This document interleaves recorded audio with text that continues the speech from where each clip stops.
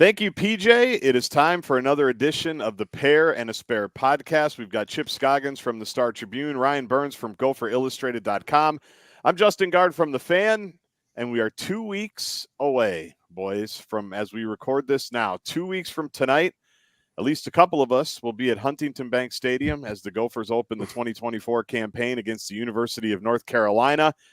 Hard to believe, but here are, fellas. State Fair starts 1 week from today in Minnesota, but you can at least start to feel it a little bit, can't you, Burnsy? You can. There's finally a little bit of a crisp in the air this morning with that weather front that came through. It feels a little bit like fall, feels a little bit like football's around the corner. Now, hopefully the college sports teams don't fall off a precipitous cliff, Chipper, like we've seen the injury gods come down on the pro sports teams, but we're almost there, Chipper. Yeah, I can't wait. I'll be there. I'll be there opening night. You can confirm? I can confirm. I will be there. Mr. Projects.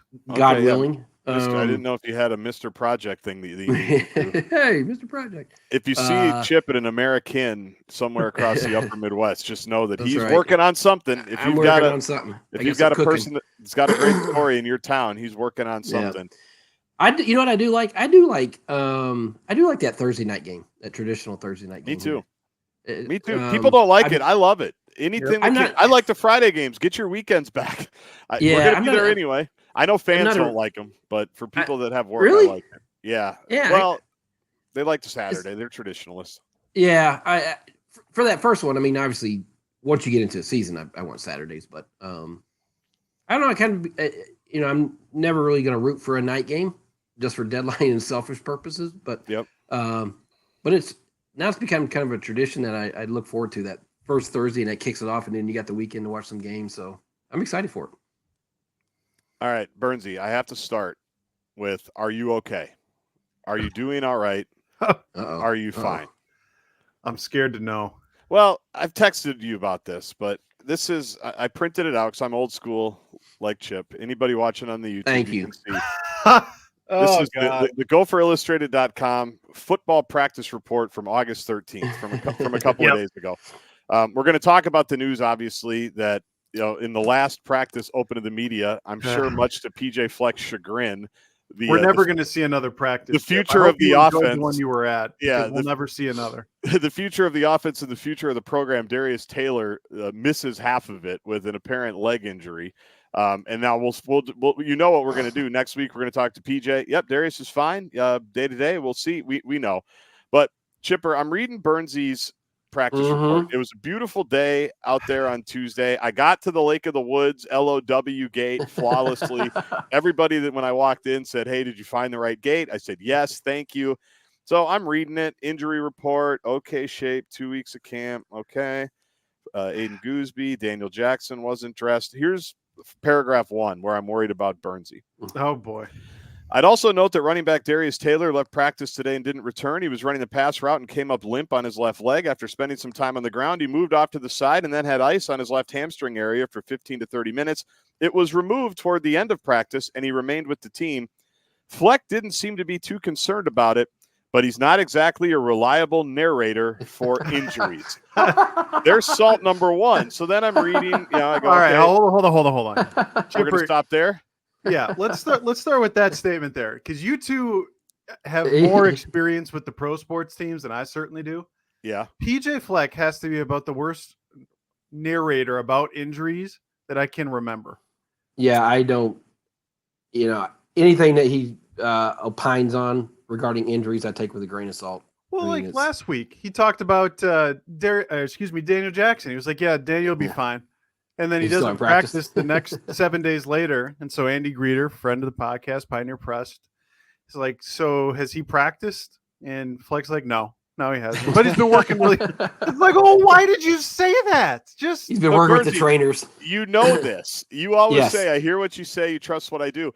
Like, Kevin O'Connell gets around it because he always is like, "I'm going to update you guys. I'm going to keep you going." And the NFL is different. They have to. Like, NFL has to be honest about injuries. So I'm like, college does not.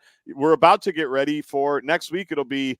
We'll get the status report. What, Paul? 2 hours before the game, then he'll look over like he'll look over at Paul Rovnak or G. Yeah, about 2 hours before the game. Big Ten status. Yeah, it'll come out then. Like, just get used, just accept it. That's what it is. A lot of them are like that. Northwestern was the only one I ever remember that actually did, when Fitz was there, they used to put out an injury report during the week. And which is, of course, it's helpful. Like, you'd like it if they were all that helpful and not so stupid, because North Carolina's not sitting there going, well, what if Darius Taylor plays or doesn't play? Like, they're going to prepare like he's going to play. And if not, you also know they're going to run the ball. So it's not like a quarterback thing. And it's just, yes, I get it on its face. It's stupid, but I just love how it still bothers you this much every single time that on your camp report, August 13th, you've got to take a gratuitous cheap shot. He just in the middle. Just adds it right at the end there. Just like he lays out the facts and he says, "Oh, we can't believe anything he says." Well, just everybody likes to compare like this one, since this has happened in the last 48 hours, to the Cody Lindenberg deal, which that was a whole different type of situation for me. Now, I know they may be similar in injury, but the second aggravation around the North Carolina was a different injury completely.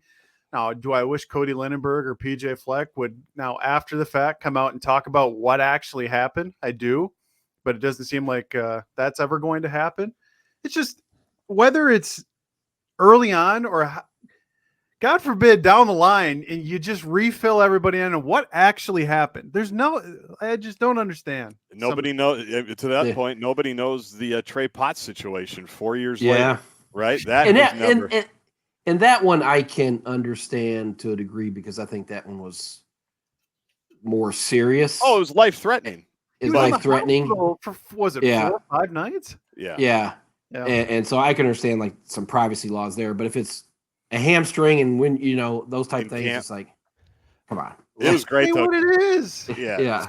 So I'm going along. So I already know Burns. He's not feeling great. I don't know if he's annoyed. Wasn't in the sun. He was annoyed. It's one of his usual saws. And I just become a crotchety old man. Yeah. So then he goes and he starts breaking down. This is where it gets really good. So I've already read that part, Chip. I'm like, man, Burnsy, just salt right away. Talks about the offense, and with Daniel Jackson, as we mentioned, who wasn't in practice. He said it wasn't a good day to watch them create separation, catch the football in space. Elijah Spencer was pretty good.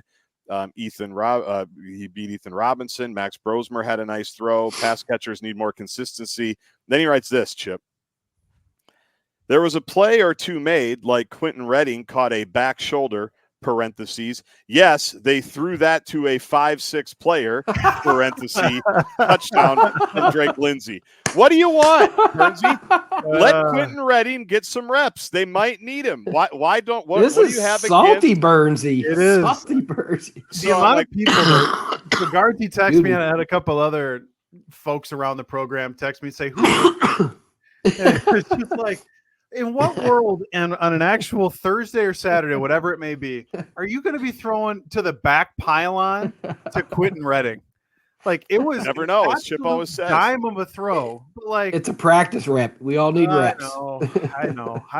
I'm old and crotchety. Now Mac Brown has to prepare for that when Quentin Redding's out there, as wide receiver 6.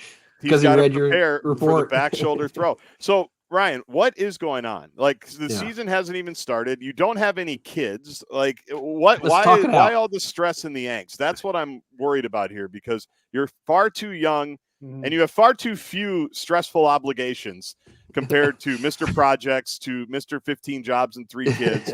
Why? I get why I'm mad. Sure. Why are you so mad? Well, I'd love if a big buck could show up on one of my 20-something cameras, because I've been putting in the work behind the scenes, Guardsy. I'm sweating my tail off 2-3 days a week, and I don't have the rewards to show for it so far. It was just some instant gratification on my cell phone for one of those cell cameras. But I feel like it comes back to, I still don't exactly know what this team is. I've seen 3 practices. I know what their schedule looks like. I still believe, even after watching 3 practices, that this is the widest variance team of the Fleck era. Now, as much as it says about their own team, I think it says a lot about the teams they're going to play, where we've talked about this, and I'm sure we will again next week when we kind of preview the season. But there's 2 teams you're going to be 3 touchdown underdogs to, Michigan and Penn State. 2 teams you'll be 3 touchdown favorites against, Rhode Island and Nevada. And then you got 8 teams where you'll be plus or minus a touchdown. And I just don't know which way it's going to go. I still don't know if the run defense is any good. I want to see what this offense looks like with an actual consistent quarterback, in which I believe Max Brosmer will be. But I think a lot of it comes down to, too, I see some of the same issues. Like I mentioned the receivers in there. I'm tired of Monday morning press conferences with PJ Fleck where they don't have a great passing day like they haven't over the last 3 seasons. And he comes in, laments, talks about the inconsistencies. And I'm just like, if we do that for a 4th straight year, I'm really losing time for it at this point, Chipper. Yeah. No, I wrote a column about this a couple weeks ago where I've followed this program closely, intimately for I think 20 years, 21 years. Excuse me, I'm battling a cold here. And this is my hardest season to predict what this team's going to be of all those. I can't remember being more uncertain about like how this season's going to go. And I think it's, obviously the quarterback, that's a big part of it, but I think a lot of it, in the changes with the conference and the schedule stuff where you don't have the West. Excuse me, but I think a lot of it too is just how they finished last year was so poor. And, I just don't know how they're going to rebound and be better in the areas where receivers, we talked about that. Are they going to make a dramatic improvement this year? Well, this Daniel Jackson injury hasn't been exactly, inspired confidence. And then with the defense, I like their line, but there's just so many new faces. And I think PJ said the other day, we got a lot of bodies. Well, what does that mean? So you're not going to, you need to narrow down on who you can rely on. So I'm the same with you. I really don't know. I said on the radio the other day, I think 6-6, but it could be, a couple games either way. Yeah, anything between 4-8 and 8-4. If we're talking right after that Black Friday game against Wisconsin, it wouldn't shock me either way. I just wish I had a better handle on it, Guardsy, and that's where that's why you're mad. My angst and anxiety comes from. That's when why I you're don't mad? know something about something in my career path here, it gives me a little stress and anxiety, and maybe I write some things that, I'm not viewing it through the maroon and gold color sunglasses. I'm just glad that I wasn't the only one that picked up on your saltiness. That's by the plenty. time you texted me that night, I'd already received, I think, 3 other texts saying, "What? Yeah, what are you talking about?" Well, did you have some reflection? Did you sit there and think about it? Why are you taking your lack of Bucks sightings out on Max Brosmer and Elijah Spencer and poor Quentin Redding, who's just trying to do his best? Yeah, Quentin Redding catching strays for being a short king. It's not his fault. It's not. It's not my fault. I'm 5'9". We can't all be 6'4", 2 whatever like you, Burnsy. So it's don't take your trail cams out on Quentin Redding and Max Brosmer. I hope you got some sleep that night because it's far too. I appreciate the Burnsy salt. I've told you before.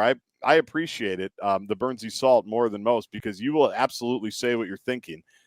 Rob Wenger and his wife can attest to that, but it's far too early to be this salty. I think it's far too early. You got a long season ahead. You got to keep your oar in the water a little bit. Oh, trust me, I've got the talking tos at practice or a phone call here and there saying, "What are we doing here?" I'm like, "I don't work for you." I know. It is hard when you don't get to see the team 3 times in fall camp and one of them top 15 players don't do anything. It's like, well, right. How are you going to know how are you going to have a good handle on the team? So and that's where you have Wisconsin's been at Platteville for 2 weeks and their media got to see essentially everything and they continue to this week. And then you have Iowa who you get to see one day, but they're also the only pony show in town. Yeah. So you have 2 very different ends of the spectrum. And again, that's a whole different podcast about media access and different things like that. We'll do that at the end of the season. We'll do that at the end of the year when you're really salty and really worn down. Yeah. Chip's getting his lozenge here. Can we be sponsored by a cough drop company? We might need to. I'm not only, running this live stream and trying to make sure that everybody can see where to follow us. I'm also muting Chip's mic every time he stops talking just so he doesn't completely Hey, I can do it here. I found the mute button. I can do it. I don't trust you with your own mute button, so I was doing it. Yeah, you were you self-mute. His face when he said, "I found the mute button." I found the mute button, guys. Speaking of technology, you should have had me post it last week because apparently We need somebody with better technical. Yeah, what's I'm going really on sorry, there, guys. producer? Yeah, you know what? I that's what I should have led with. I'd forgotten about it, and that was a mistake by me. I don't know what I did. I saved the file, and that when I went to submit the file to all of our different podcast platforms, I just put last week's episode in. I have no idea how it happened. What's funny though is people can't just follow along. Like, how many times have we tweeted about it, Bernsey? Like 10? Because we appreciate people that wanted it and that were disappointed that it was the wrong file. That's good. We deal with this a lot at the fan. When something's wrong, trust me, we hear about it. We're working on it. Odds are you're not the first person that is letting us know that it is an issue. And also, odds are we've already explained the issue because you kept sending me tweets. I'm like, Bernsey, just tell him to re-download it. It's there. Just tell him to re-download it. Clearly, you had already seen about 8 of them, and I hadn't yet. I put it up on your board. I said, you just have to, if you're one of the great people that download us every single week, thank you. When I screw up like that, you just have to re-download the episode. It's a pain. I'm sorry. I'm an idiot. And yeah, Chip, if you'd like to take that off my hands, can you imagine? Feel free. No, I can't. I can't imagine. I can't imagine. No Chip chance. having to do it. Well, no. Chip, I'll say this. I was proud of you because you got the Dolly Parton on the initials game. Guys, you both were on initials. Guardsy defending his crown, and you had to flex on the kids with the initials DP. But I'm just glad Chipper got good old Dolly Parton, so he could at least make sure the South is represented. I will say this. Guardsy is like the king. He just he gets dueling pianos on like one guess. I mean, he destroyed us.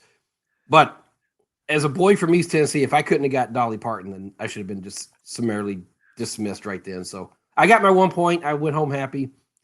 I will say that game is harder in studio than playing along in your car, because the thing I did, I got stuck on one thing.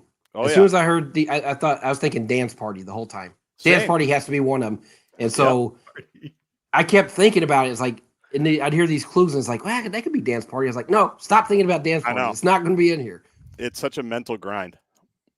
You have to, your mind has to be open to all possibilities. Your mind cannot be, the two at the end, Chip, I had those in the holster for a while, like Democratic Party. Yeah. Like I was just waiting to throw those in. I was trying to be like Larry Bird in the 3-point shooting contest where he shot it and then hold his finger up like that. I really wanted an epic walk-off for 9, but and then, you get fixated, and yes, that's what it is. You second guess yourself. And then if somebody's hot, like I was in the middle of the game, it's a wrap. It's over. And then you're in your head. Then you never think you're going to get anything. I've been completely lost in there a couple of times. Not recently, but there were like the first 5, or I don't even know when, I had no clue. Like dirty pool was one of them. I never even heard of that phrase. Yeah. Dueling pianos. I don't even know what a dueling piano is. I never would have even thought of that. I thought you were a man of culture. I've been to a dueling pianos. I don't even, what's that? Like 2 pianos playing at the same time? Like, there you go. You nailed it. Yeah, you nailed it. Like back to back. They'll go back and forth. They'll go back and forth. They'll play together. It's a big. There's a bar downtown that has it. There's a couple of them in Vegas. Oh, wow. Yeah, you just got to get out of the bubble. You just got to get out of the bubble a little bit, Chip, and your life experience informs how you're doing. Well, I went home happy, and I'm proud of you. And if I'm putting money down, I'm putting it on you or Doe Park to bring home the championship, because there's some heavyweights. There's some heavyweights. It all depends on the words and if you get lucky. Like there was a stretch of like 2 or 3 years where I didn't get any because it was all like super pop culture. Yeah, I wouldn't do that. Movies. Like I'm out. But if you do like phrases and general life things, I can do that.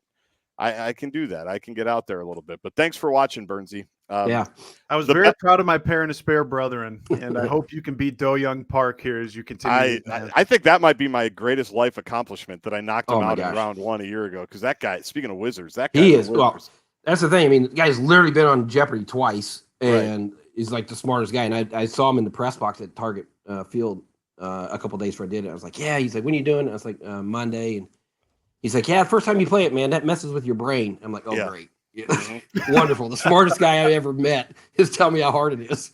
So. And then if you don't get one, you feel like you should. That also messes with you. You have to have a short – like when Ron got Disney Princesses, and for those of you that weren't listening to KFAN Initials, really sorry about this derailment on the Parent and Spare podcast. But when Ron got Disney princesses, like that's one I should get. I have a 5-year-old daughter. She's all in. And then I'm down in the game.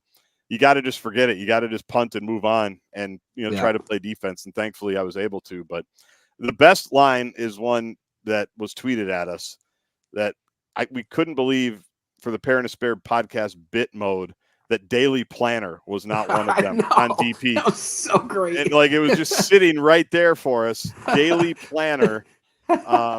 Which one of us would have gotten that? Would it have been you, the guy who doesn't have one somehow, or me, the guy who swears by it religiously? It would depend on the clues, right?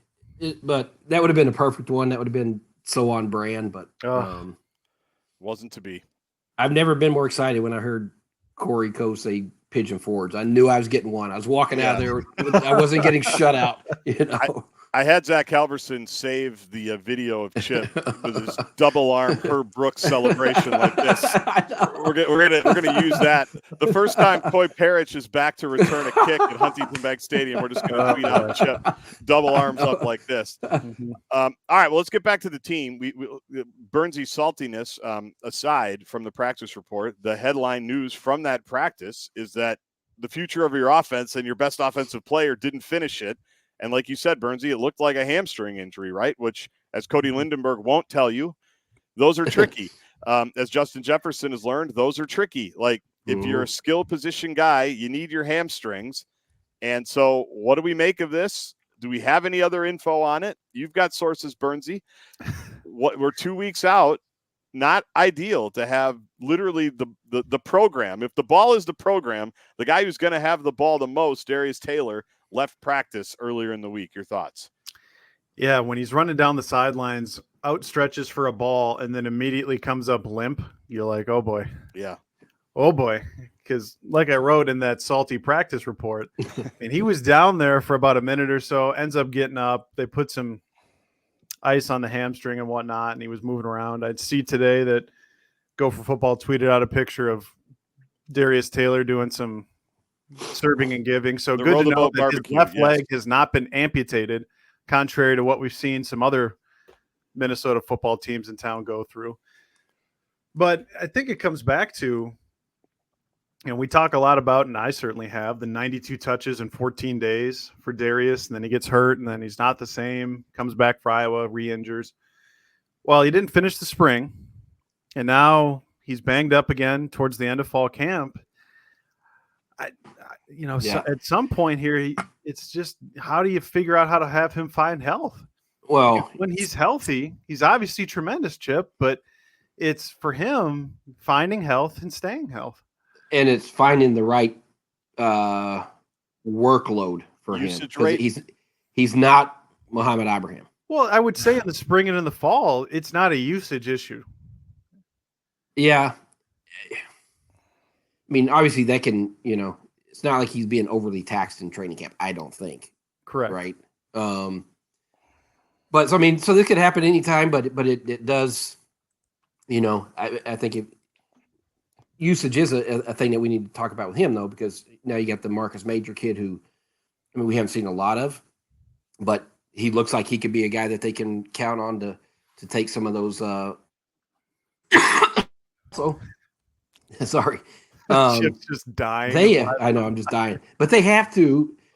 Goes back to, we're a broken record, but this is where you have to be able to depend on your passing game to take some of the pressure off a guy having to carry the ball 25 times, I'd also more say in a game to get a win. It goes back to the name of this podcast, the Parent Despair. That's where I wanted to go next. We'll see if Darius is healthy. I know that they were going to get him in for an MRI. I want to have some swelling get down. We'll see what that ends up entailing. I think that advances the story. There you go. That advances the story, Burnsy. I think certainly he's going to be a question mark for North Carolina, considering we're just a couple weeks out. I don't know how severe it is. Jeez. But I think that's what it comes back down to, is both of your points here. I think it comes back to, instead of this being the Darius Taylor offense, I think now it certainly shifts to, this has to be the Max Brosmer offense. And it also shifts to, with the running game, Chip. You talk about Marcus Major, who's been one of the surprises of fall camp, maybe is the favorite to get that first carry against North Carolina. He was really good at Oklahoma. You know what he also Yeah. battled at Oklahoma for 5 years? Injuries. Oh. Yeah.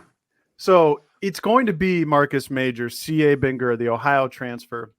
Jordan Newbin. We'll see if a freshman like Femi Ijiboy can potentially. You're going to have to rely on 3, maybe 4 backs here in September because not one of these guys is built to get 25, 30 carries a game. No. But it's also, Chip, well, it has to come back to the passing game with a lot of this too. I'll believe it when I see it, man. I know. I mean, this is what it was going to be last year, right? I mean, we didn't know Darius Taylor at the time, but we thought it was going to be, hey, this offense is going to revolve around Ethan Kaliakmanis, and he's going to be the guy, and they're going to build it around him. And obviously, he throws it 40 times against Nebraska, and then I think like they lose faith in him, and now it's back to run, and so. Or even like the North Carolina game, guys running wide open all over the place, and Ethan and Cole Kramer can't hit them. Right. But I do think, especially with Darius's injury, and I'm more optimistic that Daniel Jackson will be fine and be back for North Carolina. But that's where I think, I'm not saying they're going to throw it 35, 40 times a game, but it's what if they end up throwing it, Chip? I mean, I've said this before, and I'll continue to say it in 2 weeks out. I think Max Brosmer breaks Tanner Morgan's 2019 Fleck era passing record for passing attempts this year. Yeah, and I can't remember if we talked about this the last time, but the Fleck saying the 70% completion percentage. Yeah, we talked about it. Okay, but I think just forget the number. I mean, obviously, I think it's more. He was more saying this is going to be hyperbole. A rhythm, short pass, and get quick hitting stuff, throw to the tailbacks, those type things. So if you can have that kind of offense where you are, incorporating a bunch of different guys, but again, it comes back to a bunch of different guys being consistent and reliable and catching the ball. And, based on your report from the other day, that's still an ongoing issue. And so you have to figure out, which guys you can trust, which guys are going to produce for you. But I do think, Daniel Jackson obviously is going to be the focal point in the pass game, but I was impressed with Brockington a couple of years ago, and I thought he had a chance to be a guy that could be a playmaker for him. So I want to see more of him and see if he can stay healthy and if he can kind of slide into that role for him. I think Elijah Spencer is someone that's finally found a little consistency. Yep. Very good at Charlotte. Didn't work out last year. It sounds like there's a lot of optimism that he can provide something. I think there's a lot of optimism around the Penn State transfer and Donald Driver's kid, Christian Driver. Now, yeah, what's his health status? That's what I want to know about him. Like, because I keep hearing his name, and I've been there a couple times, and I've never seen him. Well, that was part of the issue in the spring was that he was always injured. And then when he was on the field, he was dynamic. And that's what we've seen so far in fall camp. I'm optimistic that he'll be back for North Carolina. Okay. But it's trying to figure out if that core four there, that Daniel Jackson, Lemeki Brockington, Elijah Spencer, Christian Driver, hopefully a couple of tight ends like Jamison Gears, maybe Pierce Walsh, just catch football. I mean, that's all we're asking here is just catch the football. Say you will about missed tackles and different things like that. But that's going to be the difference in this offense is if they can just catch the quick stuff, it's 2nd and 5, 2nd and 4 versus 2nd and 10. And I feel like I'm beating a dead horse at this point. Don't get salty. Don't turn salty. Okay, I'll interrupt you here. The difference for this offense this year is if you don't have a running back that you can give the ball 25, 30 times a game to, you have to be so much better on 1st and 2nd down because we've seen with this offense the last few seasons, when you get into 2nd and 3rd and long and your passing game is what it is, it's so much harder to be efficient, explosive. So that's where the hope would be that Brosmer can just be accurate. I mean, last year they completed 52% of their passes. Right. And Flex out here talking about 70%, which again is an hyperbole considering only 6 college football teams last year completed that amount. But if Brosmer can be somewhere around 62, 65%, that'd be a much, much bigger improvement than last year. Yeah, Tanner was in 19 and in 22. He was in that 65, 66. Yep. That might be a little high for Brosmer, but I agree with Bernsey. Like, if you get to 62, in that ballpark, then that tells you have a rhythm with your offense, and guys are catching the ball, and you don't have a bunch of drops. And if they can complete at that percentage, then I think you'll see things open up for Darius Taylor and Major in the running game, and not just be so on 3rd and 4, you have an option to throw the ball too. You're not just going to automatically run it. You finally do, I think. But I also think this could be, I think back to the offensive lines in the Fleck era. I mean, I think this 24 offensive line with the headliners being Ariante Ursary, Tyler Cooper, Quinn Carroll, I think it could rival the 2019 one. I think the 2022 one was pretty good. So whether it's protecting Brosmer, whether it's opening up some things in the run game, they should have about as good of an offensive line as they've had in the Fleck era if everybody can stay healthy. I agree. I mean, obviously the left tackle is going to be an NFL player.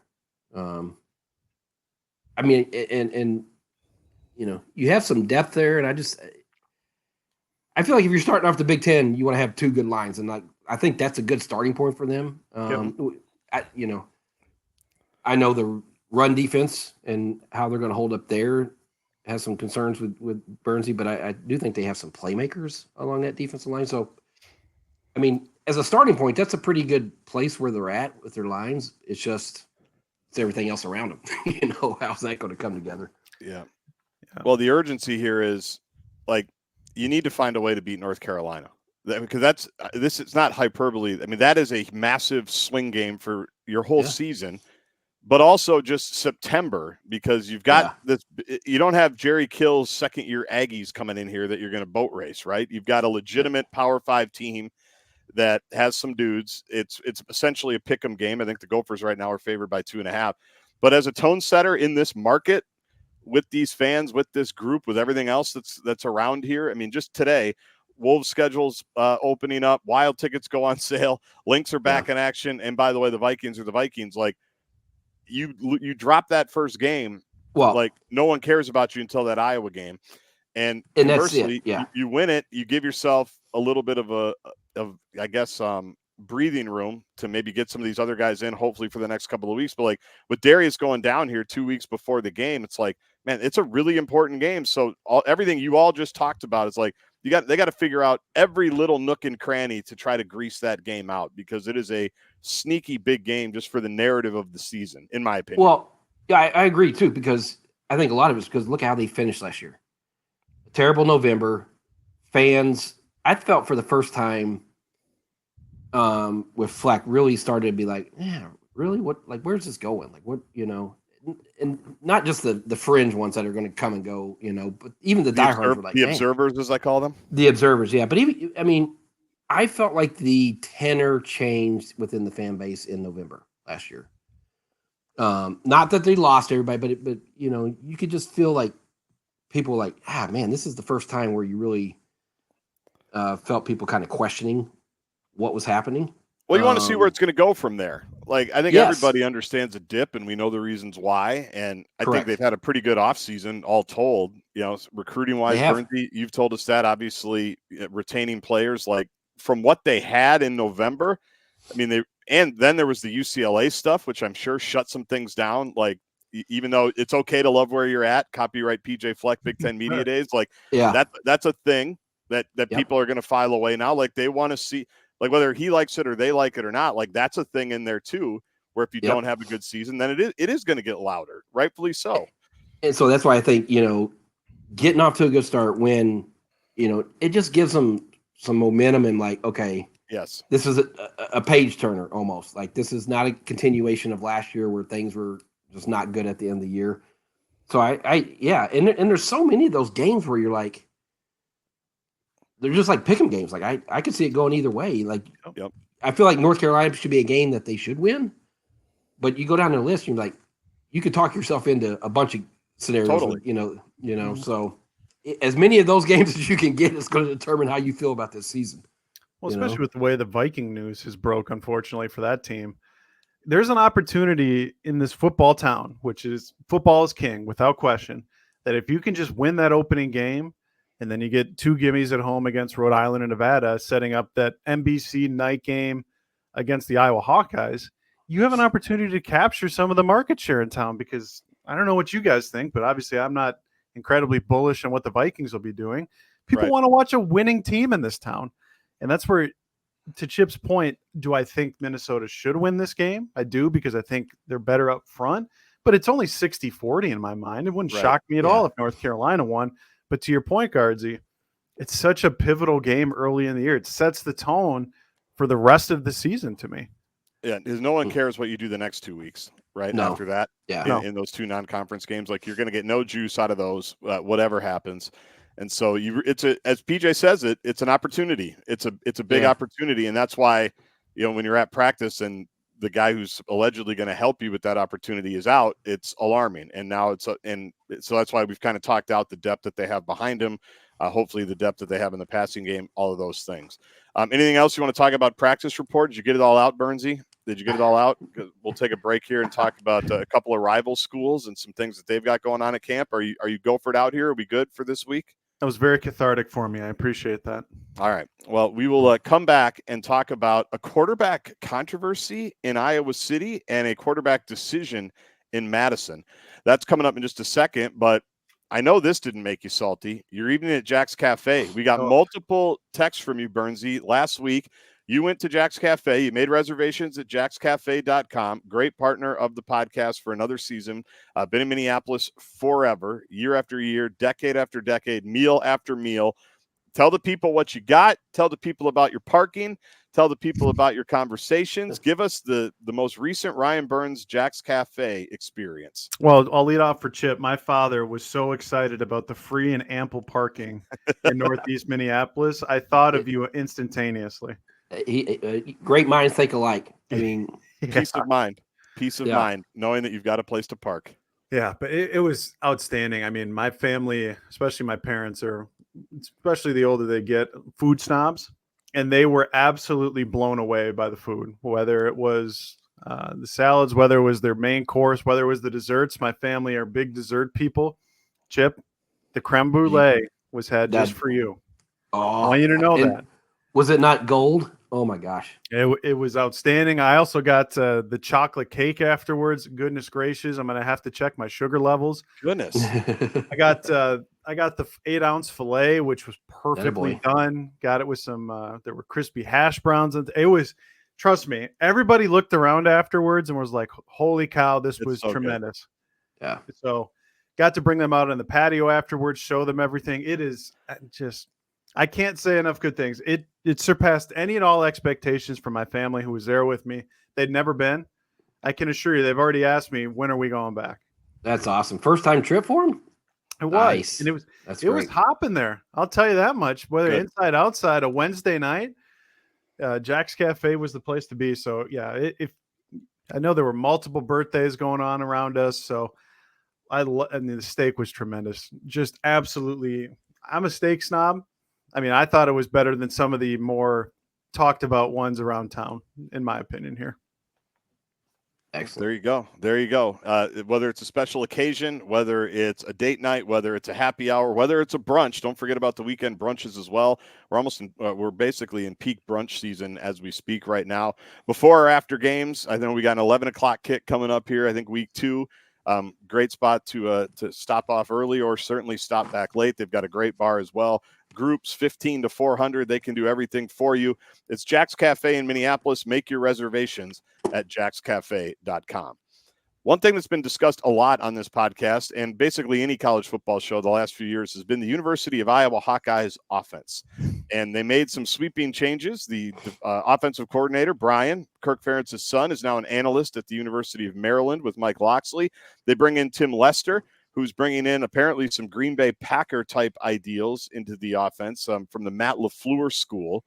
And all of this, last year when they talked about the offensive struggles, guys, they talked about the fact that their starting quarterback, Cade McNamara, who transferred from Michigan because he was going to lose his job to J.J. McCarthy, or did. He was injured. He didn't play. They lost like every tight end that they possibly had. They didn't have a ton of wide receiver depth. I know they're still young at wide receiver. It was all kind of built, the optimism towards this season with the new quarterback that, well, now Cade's been here. He's stuck around for another year. We know how excited they were to have him a year ago.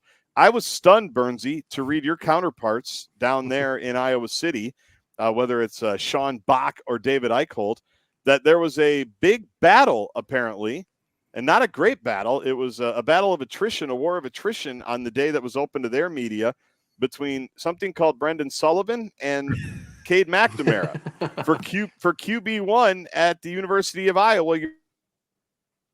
Your thoughts? Well, I would say this. I have the stats up. Chip, have you seen? I saw someone tweet the stats, and yikes. So Cade McNamara against the first team Iowa defense, which is obviously tremendous. Yeah. I think he was without Luke Lachey as well, who's going to be an NFL draft pick at tight end. Cade McNamara was 7 of 21 for 20 passing yards. He had more passing attempts than he had passing yards. I believe the first pass he threw was a pick six, had a fumbled snap. I understand that there's going to be growing pains in year one of a new guy, year one of Cade McNamara getting back on track after all the injuries that he's dealt with. I know there weren't some key playmakers out there, but if that's your only impression as the Iowa media heading into the season, that your starting quarterback had 21 passing attempts and he couldn't even get to 21 passing yards, goodness gracious, Chipper. What do you think Brian Ferentz did when he saw those stats from Maryland?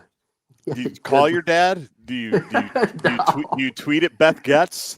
I mean, what do you does your burner account tweet things at the athletic director down there? I'm not sure. Without a doubt, he has a burner account, right? Without a doubt. He would always say, I remember listening to interviews, he would say his father-in-law was the one he always had to worry about. Yeah, he's like, I block out all the noise, but then my father-in-law comes back after listening to the post-game show and he's bitter. It's surprising. Is it though? I mean, do we think it would be dramatically different? Well, first of all, it's Kids Day and it's a scrimmage against Iowa. Like, so it's not made too much. I fully expect them to look choppy and then be really good by the end of the year, win 10 games somehow. I mean, that's just what I expect from them because that's how they roll. That's how they play. Speaking of Burnsy's salt, I mean, nothing has elevated Burnsy's blood pressure levels more the last few years than the fact that Iowa just continues to churn out 10-win seasons because of multiple pick sixes. You know, Penn State losing block punts, their third string quarterback not being able to snap it in the north end zone for a time. Like there's a million variables there, but it just was interesting to me. But then it makes sense because all the guys down there, you know, like Chad Leistikow and Scott Docterman, they do a great podcast called Legends and Listeners, which is a brilliant, which is awesome, brilliant Big Ten title. Love that. You know, they're doing an episode. Like I just didn't expect, but then people started talking, well, Sullivan wasn't going to transfer just to be an also ran. Like, I'm sure he did see there might be an opportunity here. And now it's almost like they're kind of expecting both guys to play a little bit at some point this year.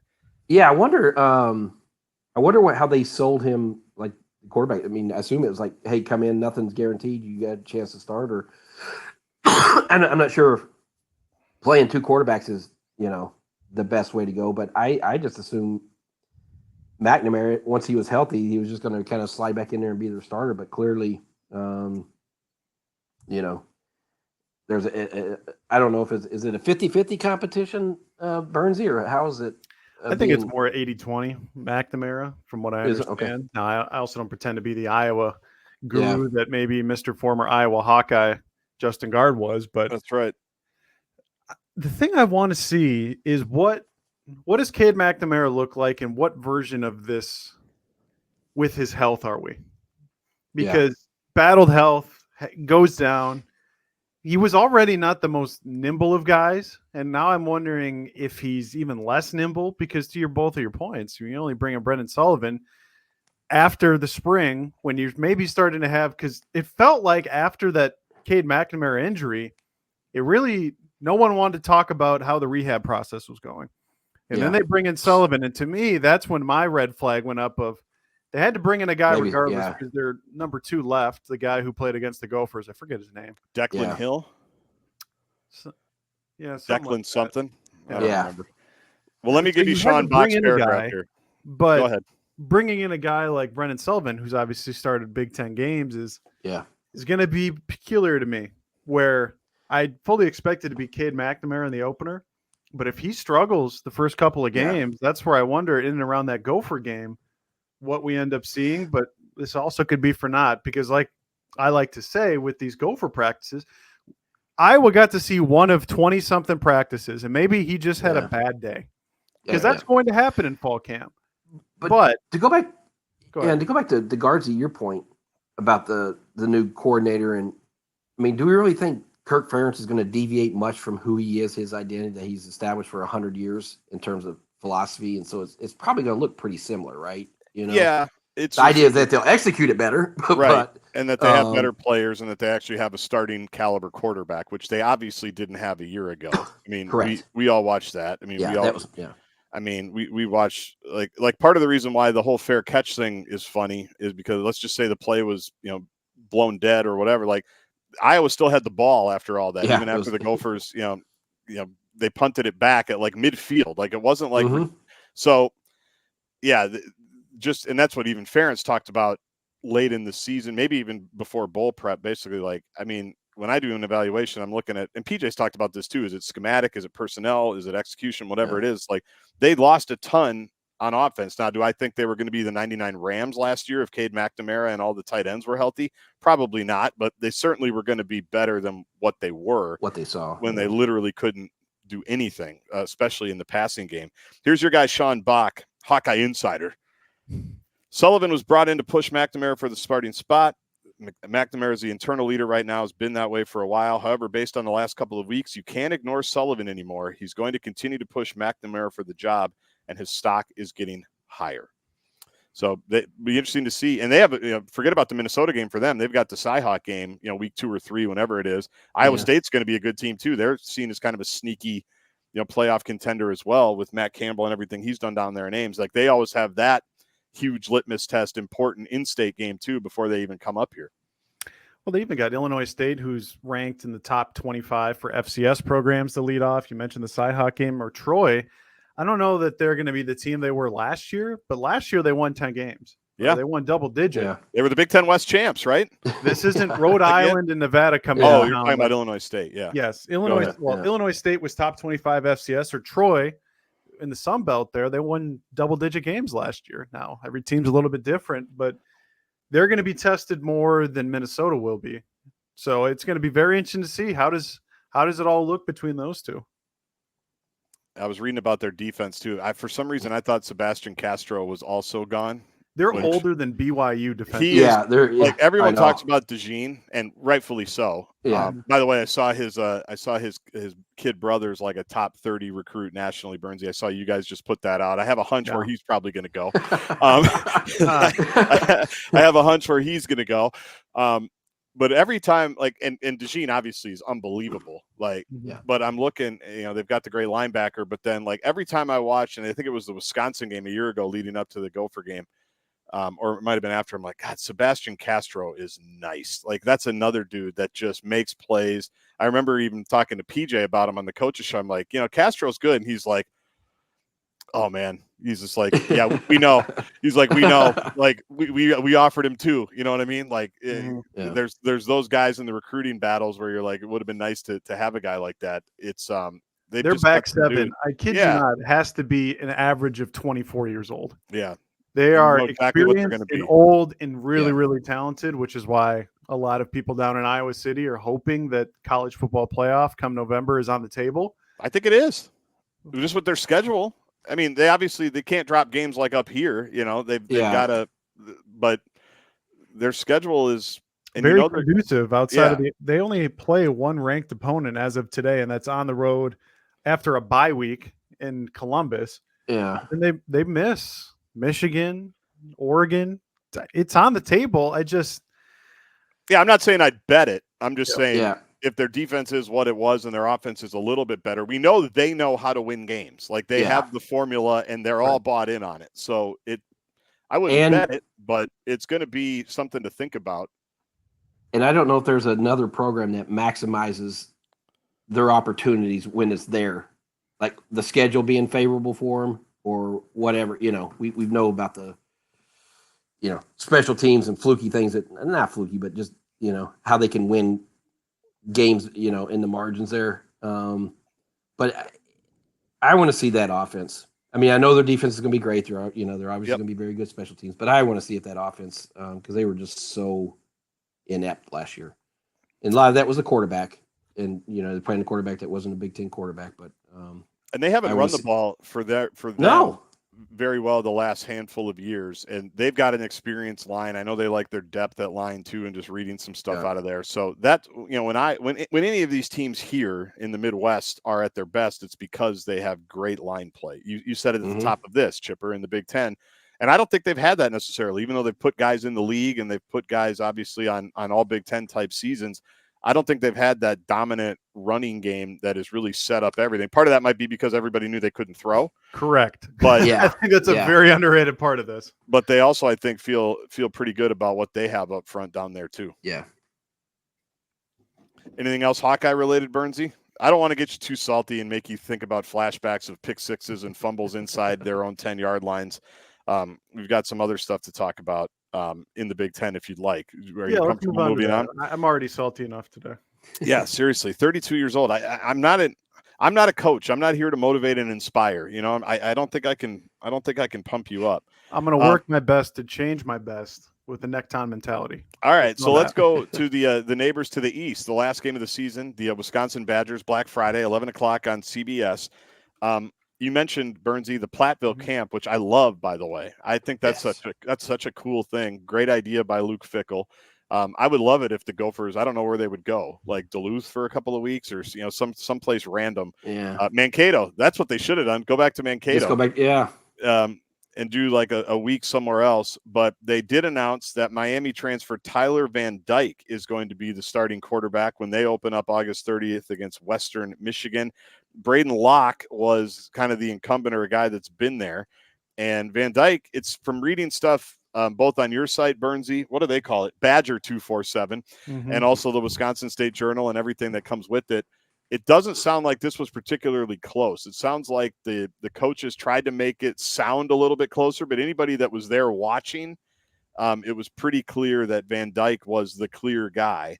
And now he's going to get the ball here. They're trying to do the whole 1A and 1B bit, but it seems pretty cemented, unless you've read something differently, Bernsey, that this is the slam dunk decision for them.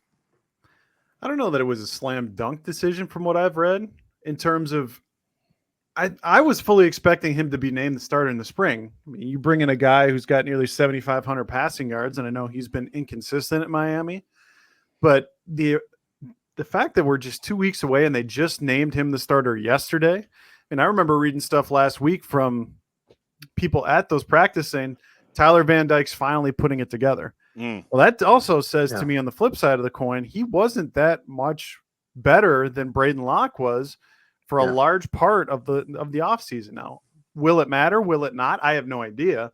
But I will say I'm going to be very curious to see what Van Dyke looks like because, he was really good as a freshman at Miami, but it hasn't been consistent the last couple of seasons. Now he's in a brand new conference with a brand new team with a brand new offensive coordinator. And to me, the tea leaves that the media was talking about in terms of Van Dyke not being exponentially better than Locke, Chip.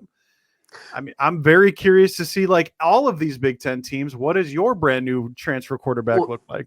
Well, that's it. I mean, it's and part of that, like he's starting to put together is, I mean, sometimes it just takes time to learn a new system. I mean, you're going against a guy who's an incumbent who knows the system. I mean, it's just, you're not just going to come in and master it.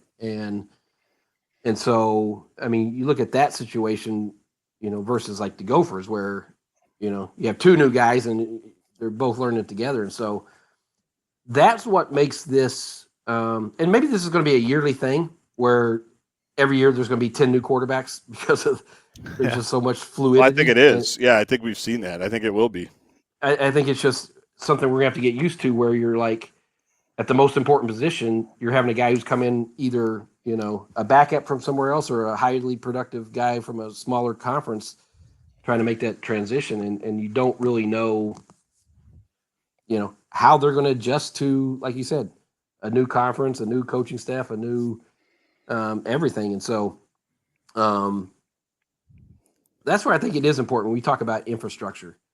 I think about the Vikings with J.J. McCarthy or Sam Darnold. The infrastructure matters with these guys. And that's where I think for, if you circle back to Max Brosner, I mean, having a really veteran offensive line that's played a lot, having a running game with Darius Taylor, having a all Big Ten conference wide receiver that's helpful. Daniel Jackson. I mean, that stuff, you got to have that, because if you're going to constantly every year, go look for a transfer portal quarterback, if you plop them into a situation that doesn't have good infrastructure, it's not going to work. And so,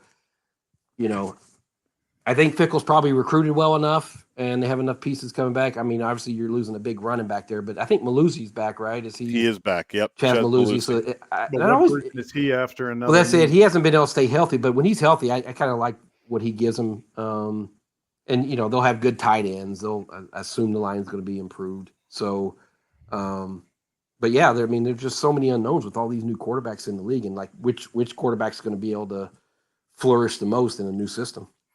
Wisconsin is a team to me I'm going to be very curious to see, because that schedule is more difficult. Alabama. I just pulled it up. They got 2 weeks to figure it all out before Kalen DeBoer and the Crimson Tide come to Madtown on September 14th. Or even you got to travel on the road to face USC, road games against Rutgers, and then on the lake and that weird new configuration at Northwestern, or even the 4 games before they play Minnesota. And you're home against Penn State, who's ranked as the number 8 team in the country. You got to travel. That is a grind. You're right. I'm just looking at it now. My God. You have to then, at the beginning of November, you have to go to Kinnick. You get a bye week to prepare for Oregon at home. Yeah. On the road at Nebraska, who I think we all agree is going to, in theory, be an improved team. In theory, make a bowl game at the very least. And then you face Minnesota. I mean, this schedule is a grind. And you're going to know by the end of September with those games against Bama and USC if Van Dyke's the one you want to roll with, or if you want to give Lockett another shot. But yeah, that is a grind of a schedule for Luke Fickell this year. I know this is the new college football in 2024, but do you think just think about these legacy brands they're playing: Alabama, USC, Penn State, Oregon, and Nebraska. Like that, my God, I don't have them as a fringe playoff team with that schedule. No. If we're going to circle back to what we just talked about with the Hawkeyes, I'd kind of done a cursory look at all the schedules, but you mentioned it, that October 26th on, whoo, man. Well, that's the thing. When the Gophers show up there on Black Friday, what kind of shape is that team going to be in physically? Haven't gone through that, That is epic. We'll get to it in October, but even UCLA, you look at that stretch for Wisconsin, and those 4 games before are brutal. And then you got the UCLA stretch, which I think is the toughest 3-game stretch any team plays in college football this year, where you're on the road at LSU, home against Oregon, on the road at Penn State, and then you get to host Minnesota. So there is, in theory, a little bit of schedule luck, but it's all on paper. And obviously Minnesota's got to show up, but yeah, this Wisconsin schedule, they start nice with Western Michigan and South Dakota. Yep. But it gets really difficult really quickly. Yeah, you better get all your jumps out September 7th and August 30th. All of Chip's kids' classmates that are still there. Get all your jump arounds there the first couple of weeks, boys and girls. I don't know if there'll be a lot of jumping. My wife will be there for the week 2. Is it South Dakota? Is that who they play? South Dakota, the Yotes. Yeah. By the way, we talk about PJ being on a heater the last 6 months or so. I think Fickell has been too. Great recruiting, even for this upcoming class. There's a reason. I mean, he was smart to kind of see where things were going and get out of Cincinnati. I think he's landed on a good spot at Wisconsin, obviously, and that was a big time hire by them. I mean, we said it at the time. The guy, he took Cincinnati to the playoffs. Obviously, has good pedigree. He knows what he's doing, and he looks like he's got his teeth in Wisconsin. Anything else we want to talk about before we head out? I feel like this was good for Bernsey. To kind of explain away some of his salt in the practice report. I'd say I look forward to reading your next one, Bernsey, but much to your chagrin, there won't be a next one. It'll be in spring practice, the practice report. That's very true, and I wonder how many we'll get then, considering Darius is getting injured at a practice we're at. So I'm excited, though, boys. 2 weeks away. We finally made it through the offseason. There's actual feasible football to talk about here very, very soon. North Carolina season stuff, we're almost there. We've almost made it for you, Chipper, unlike what apparently your cough has. Yeah, get healthy, Chip. I apologize. Yes, it has been bugging me last couple of days. So I apologize to our listeners for the cough. That's all right. I'm just glad you found your mute button. That's the I most. found So it. I didn't have to do it the whole time. I could focus on everything else I'm doing over here. Hopefully, Well, you I can saw you upload the mute. right I saw episode you this mutiny. I was like, well, maybe I should do that myself. Yeah. Do I have that? Yeah. He's Chip Scoggins. He's Ryan Burns. I'm Justin Guard. Thanks everybody for listening. Please tell a Gopher fan friend in your life or a Big Ten fan friend in your life about us. We'd love if you'd subscribe. We'd love if you'd subscribe to the YouTube channel as well. It is the Pair and a Spare YouTube channel. We're blowing up on YouTube with the young people. The young people love us. The youths. The young people, even though Burnsy's a grumpy young person, the people in his demo. I forgot this, Chipper, and we got to go. You should. My job at the other practice was I had to take pictures for Burnsy's adoring fans that came over to introduce themselves. Oh, really? I'm standing there with Burnsy, and a couple of young bucks come up. Excuse me, sir, are you Ryan Burns? Oh, we're just big fans. We're just big fans of all your content. And, Burnsy, I love that. The daps. And I said, would you guys like a picture with Mr. Burns? I'm happy to. Oh, that'd be great, sir. Yeah, thank you, sir. Made their day. It's probably their new profile pic, Burnsy. What's it like being a big celeb like you? That is awesome. When you have a face for radio like I do, I'm pretty recognizable on the sidelines there. A face for radio and a body for podcasting. That's Ryan Burns from Illustrated.com. Subscribe to the YouTube channel. Subscribe to the podcast. Tell a friend. Leave a rating or review. We love it all. And make sure you hit Jack's Cafe before or after your next Gopher event for your date nights, for your special occasions, or if you just want a great meal for no particular reason, except you just want a great night out. That's Jack's Cafe. You see them on the scroll, jackscafe.com to make your reservations. And we'll talk to you next week on the Pair and a Spare podcast. Bye, everybody.